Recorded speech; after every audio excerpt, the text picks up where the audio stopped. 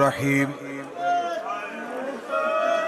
अल्हम्दुलिल्लाहिल्लज़ी जअलना मिनल मुतमस्सिकीना बिविलायत अमीरुल मुमिनीन अली इब्ने अबी तालिब अलैहिस्सलाम। अल्लाहुम्मा इय्याका नअबुदु व इय्याका नस्तईन। अस्सलातु वस्सलाम बितहियत वल इकराम अला अशरफिल अंबिया वल मुरसलीन व औलादिहि तय्यबीन ताहिरीन अल मासूमीन वलानल्लाहु तआला अला अअदाइहिम अजमईन। अम्मा बअद फ़क़द क़ाला हक़ सुब्हानहु तआला फ़ी किताबिहिल मजीद व फ़ुरक़ानिल हमीद। बिस्मिल्लाहिर रहमानिर रहीम। या अय्युहल्लज़ीना आमनू इत्तक़ुल्लाह व कूनू मअस सादिक़ीन। बुलंदतर सलवात।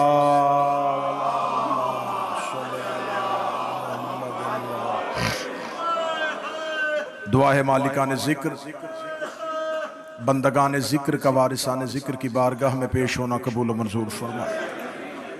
आकाज़ादी आगा ऑर्गेनाइजेशन का ये एहतमाम पूरी दुनिया से सफ़र करके दूर दराज से आने वाले मोमिनीन की इस कसीर तादाद में शिरकत जनाब सैयदा सलवातुल्लाह अलैहा अपनी बारगाह जलीलतुल कद्र में कबूल व मंजूर फरमाए।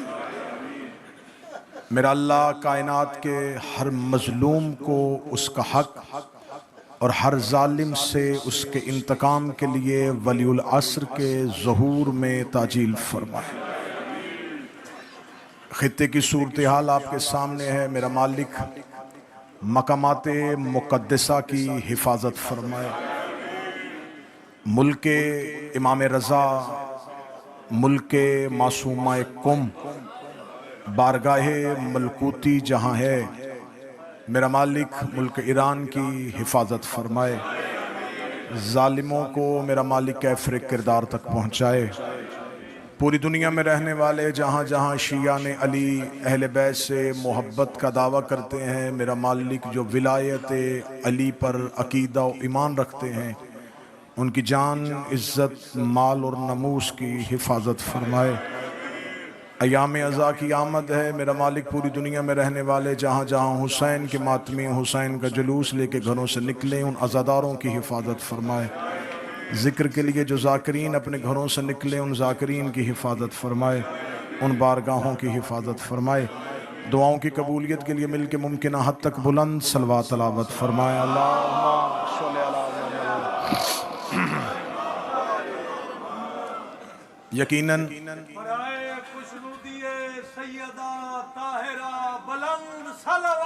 अल्लाहुम्मा सल्लि अला मुहम्मद।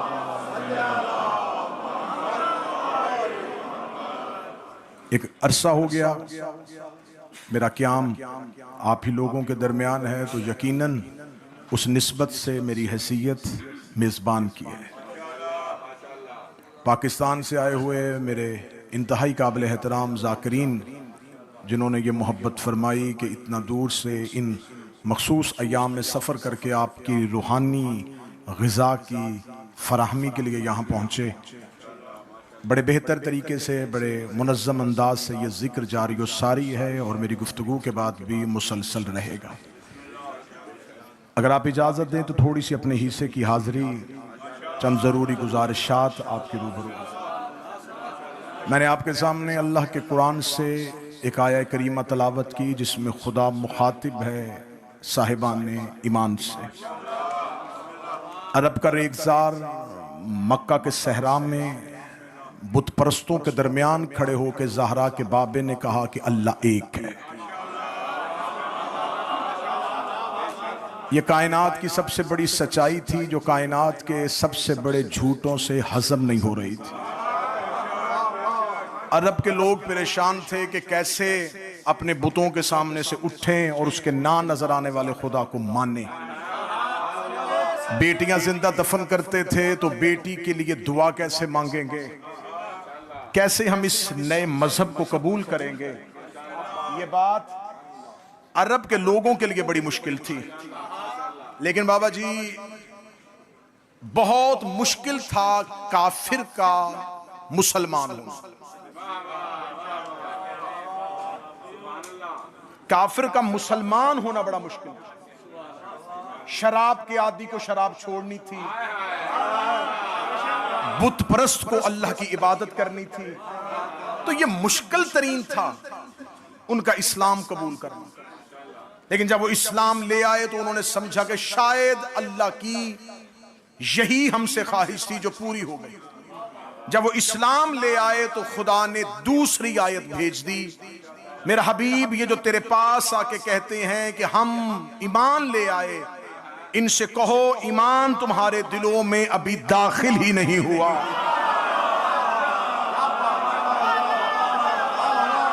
ईमान आपके दिलों में अभी दाखिल नहीं हो। तमहीद सुनिएगा सर, बड़ी इंतहाई अहम, और आप गुफ्तगू के इख्तिताम में ये जरूर सोचेंगे कि ये इस दौर के लिए बड़ी अहम गुफ्तगू थी जो आपके सामने की गई।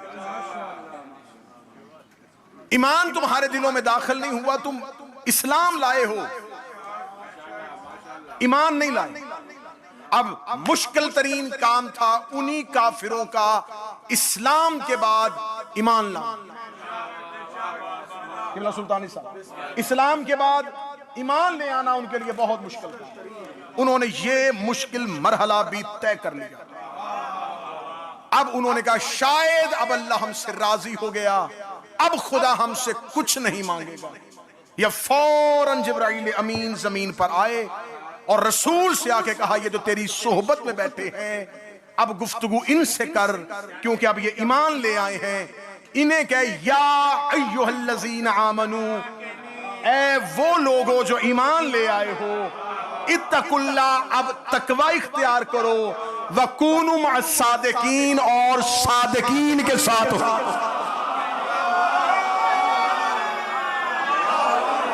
अब तुमने इस्लाम भी ले आए हो, ईमान भी ले आए हो, लेकिन ये मेरी तुमसे ख्वाहिश नहीं थी, अल्लाह का मुतालिबा तुमसे ईमान तक नहीं था, अब तकवा भी इख्तियार करना है। फिर उसके बाद तुमने सादिक के साथ नहीं,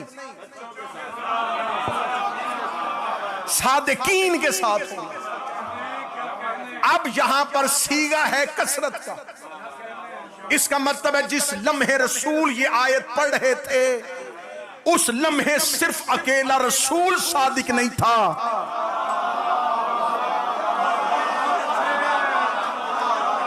कुछ और भी सादिकीन थे जिनसे अल्लाह कह रहा था इनके साथ हो जाए। अब इसका मतलब है कि सादिकीन दौरे रसूल में मौजूद थे। अब हमारे पास शिया सुन्नी में नहीं, अरब के काफिर भी मेरे नबी को सादिक कहते थे। इस्लाम और कुफ्र के दरमियान मुत्तफिका फैसला है कि रसूल अल्लाह सादिक है। यह सिर्फ मुसलमान के फिरकों के दरमियान नहीं, काफिरों ने भी तस्लीम किया है कि हसनैन का नाना सादिक है। अब हमने ढूंढने हैं सादिकीन। अब अल्लाह ने हमें म्यार दे दिया है मुस्तफा को, जैसा ये सादिक है इस जैसे और भी सादिक हैं। अब यहां पे आके झगड़ा नहीं हुआ, झगड़ा रसूल की सदाकत पे नहीं था, झगड़ा है उम्मत में सादिकीन में से। अब ये तो बंदा समझ सकता है कि ये शख्स कितना बड़ा आलिम है, उसे लड़ता दे के फैसला कर सकता है कि ये कितना बड़ा बहादुर है, उसकी गुफ्तगू से अंदाजा कर सकता है ये कितना अक्लमंद और दानिशवर है। ये कैसे पता चलेगा कि कौन कितना सादिक है? क्योंकि हर दौर के झूठे ने भी अपने सच्चे होने का दावा किया।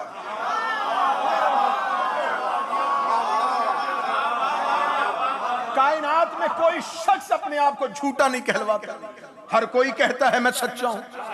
तो फिर कैसे पता चले कि सादिकीन कौन से? ले मैं घंटों की तकरीर मिनटों में करना चाह रहा हूं। इस्लाम में एक जंग ऐसी हुई है जो ताकत की बुनियाद पे नहीं हुई, सदाकत की बुनियाद पे हुई। मौला हुसैन इन हाथों को सलामत रखे। आपने सफर आसान कर दिया, आपने तकरीर मुख्तसर कर दी। मतलब साहब, इस्लाम में एक जंग ऐसी हुई है जो लश्कर की बुनियाद पे नहीं हुई, ताकत की बुनियाद पे नहीं हुई, सच्चों की बुनियाद पे हुई है। और ये लश्कर मुस्तफा ने तरतीब नहीं दिया, ये लश्कर अल्लाह ने तरतीब दिया है। बदर में रसूल कहते थे अलम इसके हाथ होगा, मैदान में ये जाएगा, लश्कर की पहली सफ को ये चीरेगा। ओहद में नबी बताते थे कि सालार कौन होगा, खैबर में नबी बताएंगे, लेकिन मुबाहला में नबी नहीं बता रहे, अल्लाह बता रहा है। एक ज़हरा जाएगी, एक हसन जाएगा, एक हुसैन, एक अली जाएगा, क्योंकि वहां होनी है झूठों पे लानत। तकरीर अभी उस मोड़ पे आई नहीं जहां से गुफ्तगू जानी है। सैयदा ने करम किया है कि मुद्दत की आजमाइशें गुजार बैठा हूं, लेकिन ज़हरा का तरस है इस नौकर पे। उसने मुश्किल काम के लिए मुझे चुना है, तो अब मैं वो मुश्किल काम करने लगा। अल्लाह ने मुबाहला सदाकत की बुनियाद पे, किबला मुबाहला सदाकत की बुनियाद पे, और ये लश्कर अल्लाह का चुना हुआ लश्कर। रसूल को इख्तियार ही नहीं दिया अल्लाह ने। फरमाया मैं कहता हूं जिन्हें लेके जाना है, अब ये जो सच्चे हैं ये अल्लाह के सच्चे हैं। लो जी, तकरीर ऐसे बंद किताब जैसे खुलती है तो पता चलता है सफे में क्या लिखा है। अब इस जुमले पर तकरीर खुलने लगी। ये इज्जत वाले जाकिरीन से दुआ लूंगा, सदा से दुआ लूंगा। झगड़ा अभी भी नहीं हुआ, झगड़ा उस वक्त शुरू हुआ जब अहले बैत का सदीक और अहले बैत की सदीका के मुकाबले पे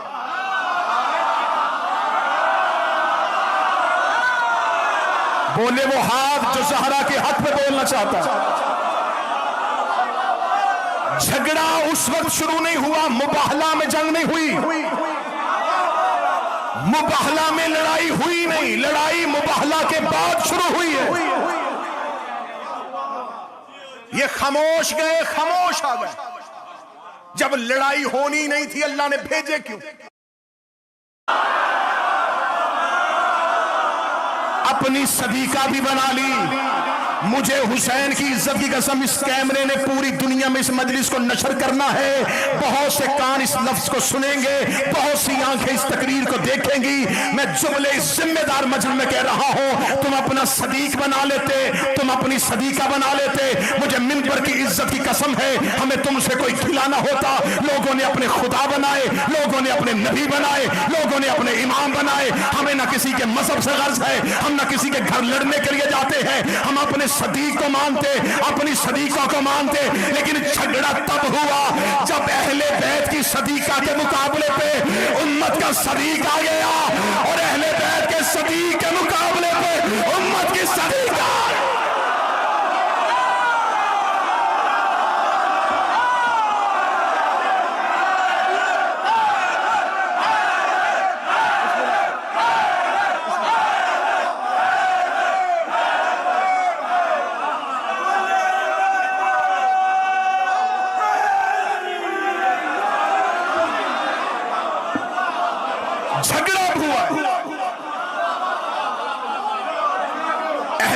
सदीका, उम्मत का सदीक,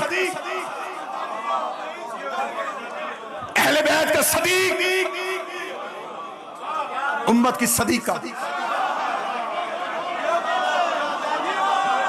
अब यहां से किसी एक को वापस जाना है।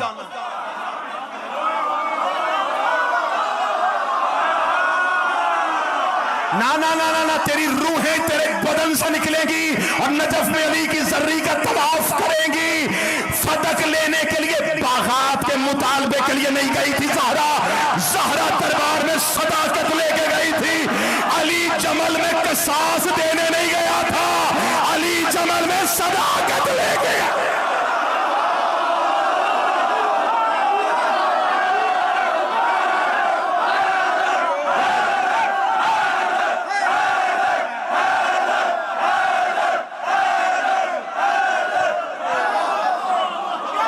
मौला हाथ सलामत रखे, ज़हरा ये हाथ सलामत रखे, सैयदा आपकी जवानियों को सलामत रखे, सैयदा इन हाथों को सलामत रखे।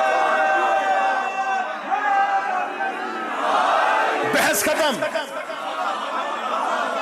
बिस्मिल्लाह में नया ज़ाविया, बिल्कुल नया ज़ाविया।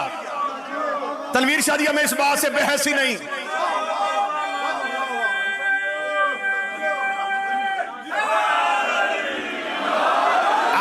शिया सुन्नी झगड़े खत्म करो। मेरा पैगाम है हर सुन्नी को, और मैं मिंबर पे हाथ रख के कह रहा हूं, करबला में हुसैन और अब्बास की दहलीज पे मांगा ये है, इस तकरीर के बाद बंदा या काफिर होगा या मोमन होगा, दरमियाना रास्ता है ही नहीं। अब हमारी बहस खत्म कि फदक विरासत का मामला था, नबी ने कोई हदीस लिखी थी। अब ये बहस ही नहीं है कि बाग कौन सा था, विरासत बनती थी कि नहीं बनती थी, नबी ने हदीस लिखी थी कि नहीं लिखी थी। ये बहस खत्म। बहस ये है कुरान की सदीका।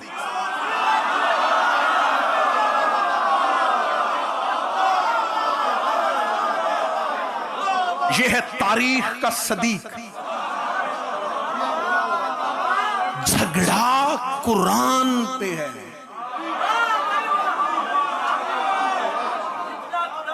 लो जुमला मैं धीमा कहूंगा लेकिन इसका नतीजा बड़ा ऊंचा है। पीर अहमद शादी फदक विरासत का मसला नहीं था, जमल खिलाफत का मसला नहीं था, फदक भी सदाकत का मसला था।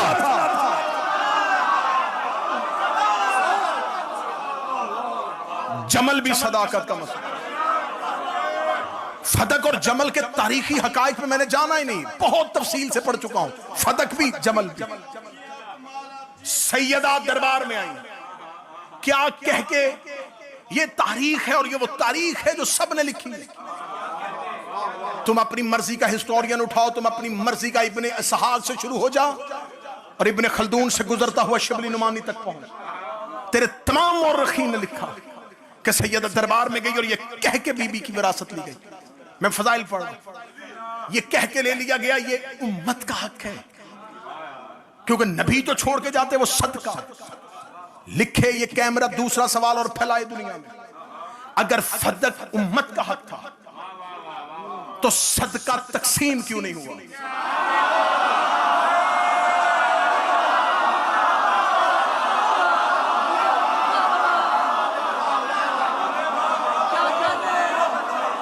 मुझे हुसैन की मां की कसम, मैं अपने मौकफ से 1 इंच पीछे नहीं हटूंगा।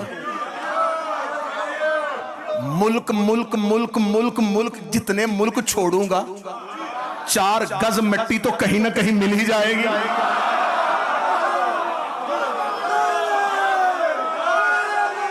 मैं अब यहां पर ये कह के लिया गया कि सदका है, सदका तकसीम क्यों नहीं हुआ? पहली खिलाफत में हुकूमत के तसर्रुफ में, ठीक कह रहा हूं मैं कितना? दूसरी खिलाफत में हुकूमत के तसर्रुफ में, तीसरी खिलाफत में मरवान बिन हकम के पास चला गया। सुनिए सुनिए, तारीखी हकाइक है, इसे कोई सुन्नी मौलवी झुटलाएगा नहीं। मरवान बिन हकम की तसर्रुफ में चला गया। इसकी कितनी आमदन थी, इस प्रॉपर्टी से हुकूमत को क्या क्या मिलता रहा, मुझे इस पे बात नहीं करनी। मुझे इससे अगला एक अहम और नुक्ता उठाना है। ये तारीख इस्लाम की पहली खिलाफत से लेकर तीसरी खिलाफत तक वो आमदनी है कि जो आमदन हुई है खर्चा नहीं हुआ।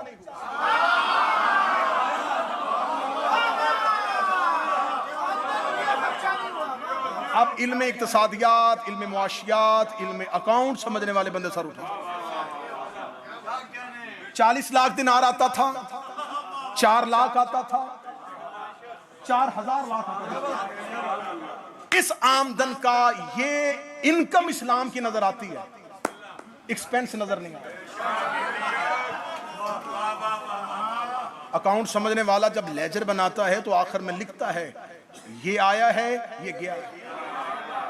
मौर्रख हमें बताए कि फदक का माल जो सैयदों से लिया गया था उम्मत के इस्तेमाल में कहां आया।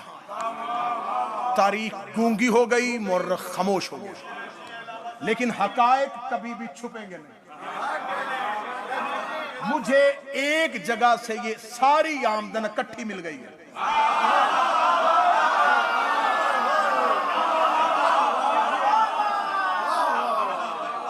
तकरीर नहीं है, सर्जरी है। खुदा की कसम मुझे बताएं, ये जितने बैठे हैं उर्दू खतीब बैठे हैं, बिस्मिल्लाह, ये तकरीर नहीं है, ये तारीख का, ये हिस्ट्री का एक ऐसा ऑपरेशन है, ऐसे हकाइक हैं जिनको छुपाया जा रहा है। ऊपर तरह तरह के सवाल, नहीं ये था, वो था, वो था। असल चीज यहां पड़ी, ये इनकम आई है, एक्सपेंस कहां है, खर्च कहां पे। कम मांगी थी 11 हिजरी, 25 साल के बाद 35 हिजरी को रब्बिउल आखिर था। अमीर अल मोमिनीन के मुकाबले में उस वक्त अमीर अल मोमिनीन की हुकूमत कायम हो चुकी। एक लश्कर मदीना से निकला, वो मक्का आया, मक्का से वो बसरा पहुंचा, बसरा से रसूल की एक जौजा ने उस लश्कर की क़ियादत की। ये 30,000 का लश्कर बसरा से निकल के इस मैदान में पहुंच गया। इस लश्कर की तादाद 30,000 थी। इसका सामना करने के लिए अमीर अल मोमिनीन 20,000 का लश्कर लेके मैदान में सामने खड़े। अब ये जो अली लश्कर लेके गए हैं ना, ये 20,000 का, ये सरकारी लश्कर है। जो मेहनत पे नहीं बोलेगा तो फिर मैं क्या पढ़ूं। ये लश्कर सरकारी लश्कर, ये फौज सरकारी फौज, क्योंकि अली गवर्नमेंट में है, अली की हुकूमत है। अब अगर कोई लश्कर जाएगा तो ये लश्कर इस्लाम है, ये लश्कर इस्लामी है। इनकी तनख्वाहें मुकर्रर हैं, इनके खर्चे मुकर्रर हैं, ये तमाम अखराजात अली की हुकूमत के अंदर हो। ये सामने 30,000 का लश्कर है, ये प्राइवेट है।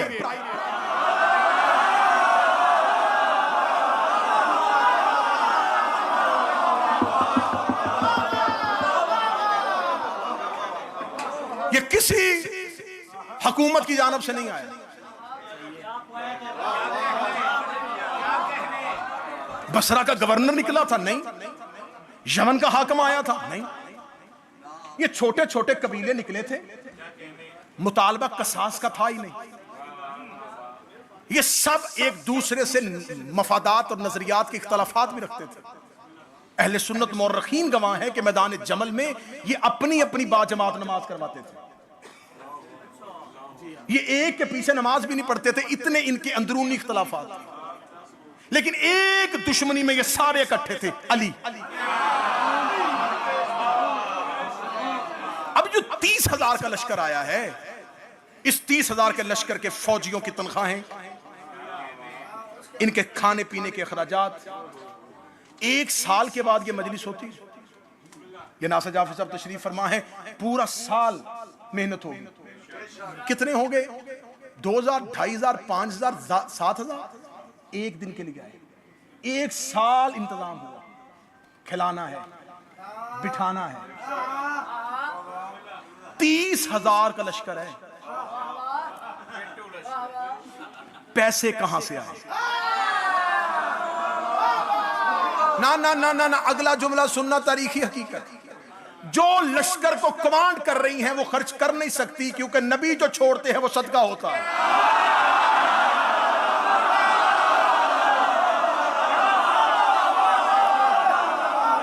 वरासत तो तकसीम हुई नहीं। भाई प्रॉपर्टी तो नबी की थी नहीं ना, वो तो उम्मत की थी।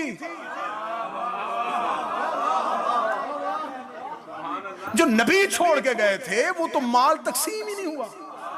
अच्छा, अगर वो तकसीम हो भी गया था तो फिर ज़ौजा का हिस्सा 8वां और 9 बीवियां उस वक्त जिंदा मौजूद है। 8वां हिस्सा 9 में तकसीम होगा। एक्सपेंस इसमें भी पूरे नहीं हो रहे।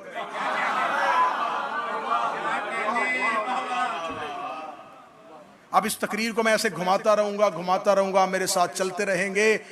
ये वो तारीखी हकायक है जिनसे नजर हटाने के लिए आपको तरह तरह के सवालात में उलझा दिया जाता है।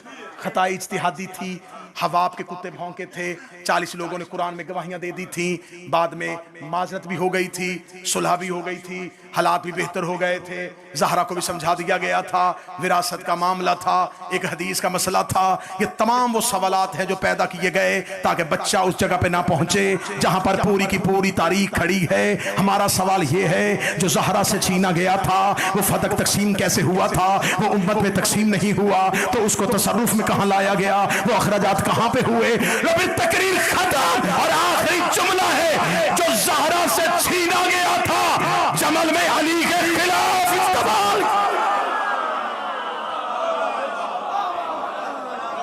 ये जमल में आया है।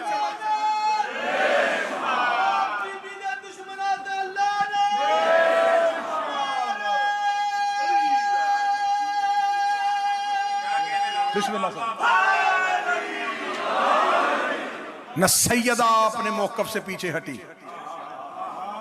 न अली अपने मौकफ से पीछे हटी। फजाइल खत्म और तकरीर की आखिरी 3 मिनट की फजाइल की बात, और वो भी सिर्फ नारा लगवाने के लिए नहीं, एक हकीकत पहुंचाने के लिए। आज की तकरीर के बाद अहले सुन्नत नौजवान जो इस तकरीर को सुन रहे हैं, वो अपनी मर्जी के मौलाना के सर पे कुरान रख के जरूर पूछिएगा कि आप अहले सुन्नत के नजदीक सैयदा मासूमा है कि नहीं? सवाल है ना भाई, हम पे सवाल नहीं होते, हम सवालात के जवाबात नहीं देते। ये क्यों, ये क्यों, ये क्यों, ये क्यों, ये क्यों, ये क्यों? एक सवाल हम पैदा कर रहे हैं, सैयदा मासूमा है या नहीं? अगर मौलाना कहे कि नहीं, उसके सामने फौरन मेरे अहले सुन्नत भाई जो इस तकरीर को सुन रहा है, उसके सामने फौरन इन्नमा युरीदुल्लाह की आयत पढ़ना और उसे कहना बन्नसे कुरान इस्मत ज़हरा साबत। ठीक? वो कहेगा हाँ हाँ हाँ हाँ ज़हरा मासूमा है, उसे कहना मासूम की तारीफ क्या है। मैं फिक़ही इस्तिलाह में नहीं आऊंगा, मैं कोई मुश्किल कोई भी इस्तिलाहात इस्तेमाल नहीं करता, मैं आसान कर देता। मासूम उसे कहते हैं जिससे कभी पूरी जिंदगी में कोई खता सरजद ना हो। तकरीर खत्म हो चुकी है मुझे। अगर इसको थोड़ा सा मैं मुश्किल करूं तो फिर ये बनेगा जिससे कोई वाजिब तर्क ना हो, उसे मासूम। और ज़हरा की इस्मत के मामले में सही बुखारी में एक नबी की ज़ौजा की गवाही मौजूद है। जब उससे पूछा गया था कि ज़हरा कितनी पाक है, उसने कहा इतनी पाक है कि जोहर के बाद हसन जैसा इमाम आया था और ये असर के लिए मुसल्ले पे दोबारा आ गई थी।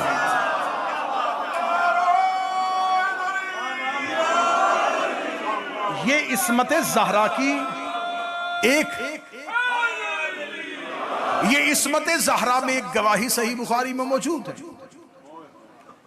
सैयदा है मासूमा। मासूम वो है जिससे वाजिब तर्क ना हो। मैं तकरीर बिल्कुल नहीं की, यकीन मानिए मैंने तकरीर नहीं की, मैंने कोई खिताबत के जौहर नहीं, कोई खिताबत की कलाबाजियां नहीं, सिर्फ और सिर्फ इस मैं प्लेटफॉर्म का बेहतर इस्तेमाल क्या कर सकता हूं, यहां से हम एक नुमाइंदा इज्तिमा क्या नतीजा एक निकाल के दुनिया तक पहुंचा सकते। क्योंकि मजलिस मंसूब सैयदा से है, एक बंदा भी ज़हरा के हक को मान गया तो इस पूरे मजमे के खड़े होके दाद देने से मुझे उस बंदे का मजहब पे आना ज्यादा बेहतर।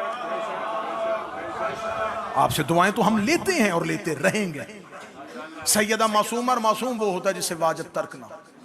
अब उसी मौलाना से पूछिएगा कि शरीयत मोहम्मदिया में सलाम कहना सुन्नत है, जवाब देना वाजिब है।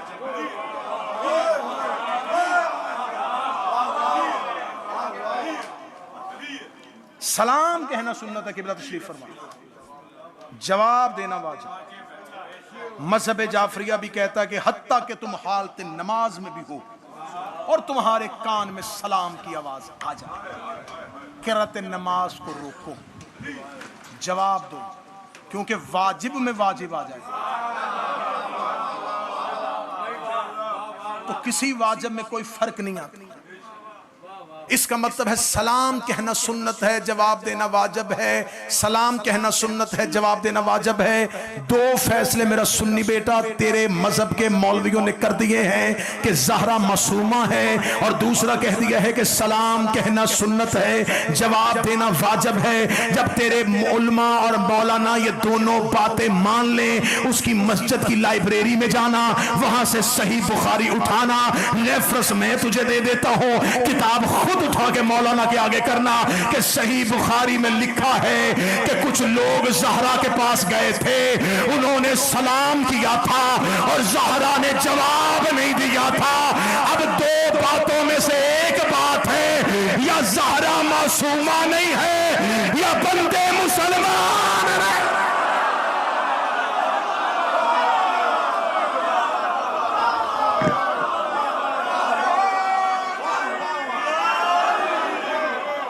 मुसलमान के सलाम का जवाब है, काफिर के सलाम का जवाब है।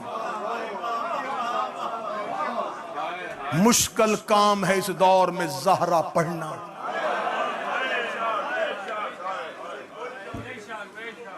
हर कोई आसानियों में रहना चाहता है, हर कोई सुकून की नींद सोना चाहता है। कौन है जो कहे कि मैं एक लम्हे का खतरा अपने गले ले लूं? कौन है ये कहेगा कि मैं अपनी जिंदगी अजीरन कर दूं, मैं अपना सुख बर्बाद कर लूं? नहीं, बट ठीक है, जैसे चलता है वैसे चलने दो। तुम चलाते जाओगे, वो पर्दे में रोता जाएगा।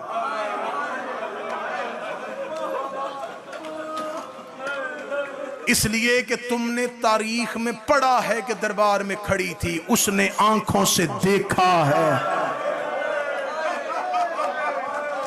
जो सादात बैठे मैं दुआ लूंगा, जो सैयद बैठे मैं दुआ लूंगा।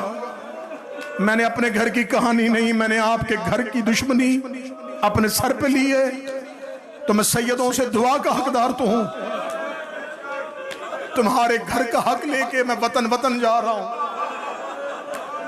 लोगों से कह रहा हूं, बस एक ही मुतालबा है, बताओ ज़हरा का कसूर क्या था?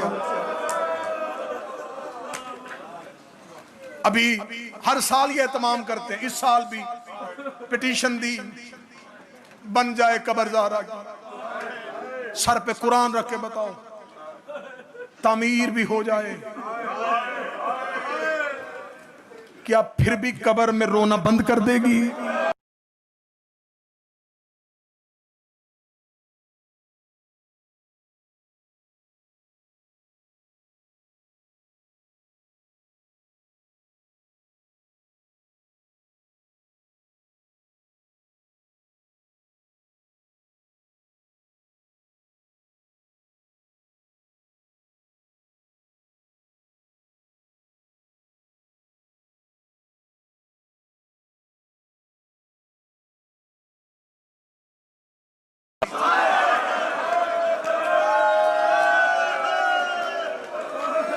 आज तक ज़हरा के जख्म नहीं पढ़े गए,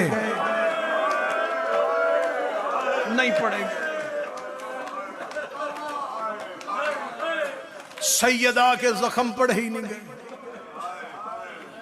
क्योंकि हरफे आखिर की हैसियत से जनाब लेके करबला आ गया। ना ना ना ना, ना हाथ प्यारा ना करना। उम्मत ने ज़हरा के दुख छुपा दिए थे, हुसैन सकीना लेके करबला आ गए। उम्मत के जो अरमान रह गए थे वो सकीना के रुखसारों पे पूरे हो गए। अब तेरी चीख मुझे चाहिए, इतनी जख्मी थी जितनी शाम में सकीना।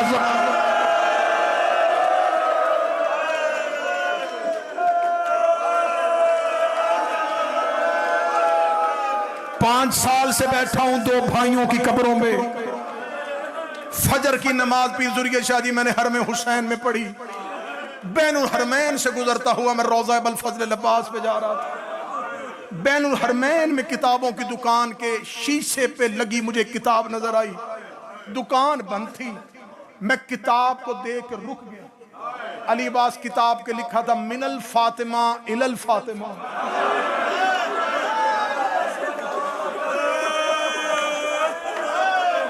एक फातिमा से फातिमा तक। बाबा जी मैं जितनी देर रहा मेरा दिल बड़ा बेचैन रहा। खुले दुकान, मैं जाके ये किताब खोलूं, इसका टाइटल इतना दर्दनाक है। इसमें लिखा क्या होगा, इसमें कहानी क्या होगी। दुकान खुली, मैं पहुंचा, मैंने जल्दी से किताब उठाई, मैंने किताब खोली। अभी मुझे अंदर जाने की जरूरत न पड़ी। किताब के टाइटल पे लिखा था ये किताब 2 शहजादियों के तज़किरे पर है। एक है फातिमा बिनते मोहम्मद, एक है फातिमा बिनतल हुसैन। मैंने तनवीर शाह जी किताब का अगला सफ़ा खोला। अगले सफ़े पे उस मौलिफ ने लिखा था, दोनों के दर्द इकट्ठे किए। उसने कहा इन दोनों के नाम का मुश्तरक होना इत्तेफाक नहीं था, मशीयत परवरदिगार थी। दोनों का नाम भी एक जैसा था, मुकद्दर भी एक जैसा था। वो भी बाप को बड़ी प्यारी थी, ये भी बाप को बड़ी प्यारी है। अब बंदा बोले जिसके घर में 4 या 6 साल की बेटी है, उसे भी बाबा बड़ा प्यार करता था, इसे भी बाबा बड़ा प्यार करता था। उसका दुख यही रुला गया। उसे भी बाप के बाद किसी ने रोने नहीं दिया, इसे भी बाप के बाद किसी ने रोने नहीं दिया। अगला जुमला लिखा, उसका एक दर्द एक फिर मुश्तरक है। वो भी बाप के बाद छुप छुप के रोती रही, ये भी बाप के बाद छुप छुप के रोती रही। अब मैं मिन्नत नहीं करूंगा, मैं जुमले पढ़ते जाऊंगा। उन्होंने कहा एक दर्द फिर इकट्ठा हो गया, लेकिन एक फर्क आ गया। वो चेहरे पे हाथ रख के रोती थी, वो पहलू पे हाथ रख के रोती थी। एक हाथ पहलू से नहीं उठा, एक हाथ चेहरे से नहीं उठा। एक का पहलू जख्मी था, एक का चेहरा जख्मी था। वो कहते वो जो पहलू पे हाथ रख के रोती थी, उसे सिर्फ एक ताज़ियाना लगा था, और जो चेहरे पे हाथ रख के रोती थी, मदीने से चली बॉम्बे के साथ करबला तक पर्दे में रही। करबला से शाम तक शिमर के हाथ में लोहे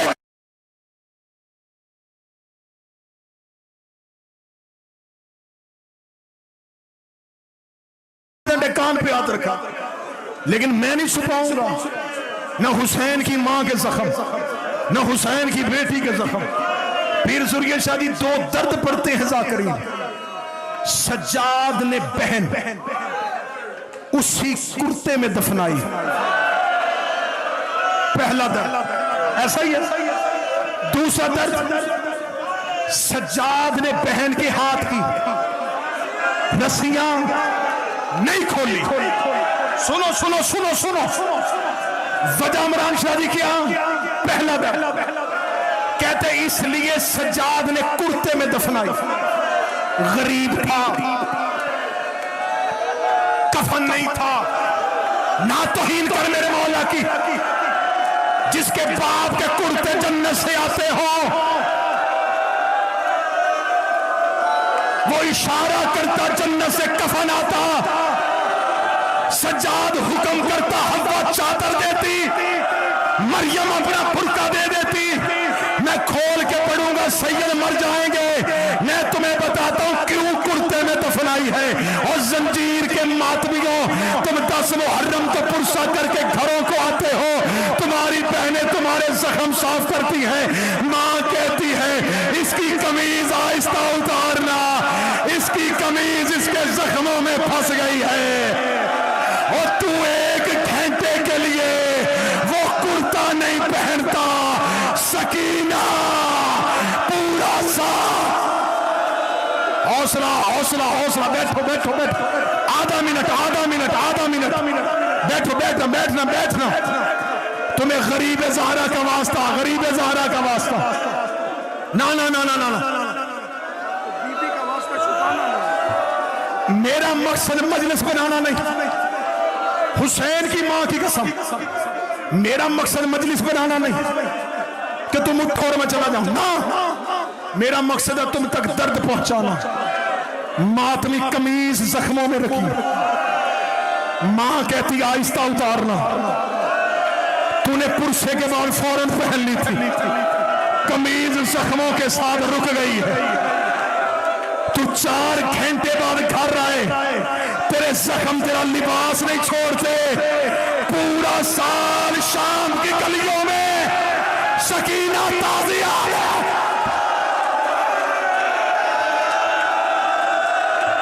10 सेकंड 10 सेकंड, हौसला हौसला हौसला, आधा आधा आधा सेकंड, एक दर्द और सुनना, बैठना बैठना। अगला दर्द बताने लगा हूं कि सज्जाद ने बहन रस्सियों में क्यों दफनाई है। पूछा गया था कान में दीन से कि हुसैन के बेटे ने बहन रस्सियों में क्यों दफनाई। वो जो 14 साल का कैदी था, उसके लोहे के जेवर खुल गए थे, सकीना की रस्सियां क्यों न खुली। उसने मुंह पे मातम करके कहा अगर सज्जाद रस्सियां खोल देता, सकीना की लाश ऐसे बिखर जाती जैसे कासम की लाश करबला के